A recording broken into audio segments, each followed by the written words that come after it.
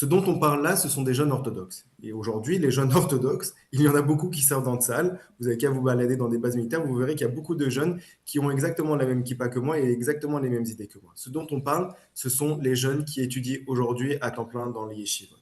Et ces jeunes-là, il faut leur trouver un statut qui soit dans le cadre légal de la loi. Il faut leur donner justement un vrai statut qui puisse protéger et qui puisse reconnaître l'importance d'étudier la Torah aujourd'hui en Israël, de la même façon qu'il était tout à fait aussi important de pouvoir servir dans le salle pour les personnes qui souhaitent. Et aujourd'hui, les chiffres qui sont donnés, c'est jusqu'à, donc pour la première année et demie, ce serait plus de 6500 jeunes qui seraient enrôlés dans le salle. Dans les années qui vont arriver, à 50% des jeunes du monde Haredi qui seront incorporés dans le salle. Donc, je pense que c'est une grande avancée. Il faut aussi que Tsahal puisse pouvoir se donner les moyens de pouvoir les incorporer, de pouvoir leur donner le cadre de vie, en tout cas le cadre de pratique religieuse qu'ils connaissent et dont ils ont besoin.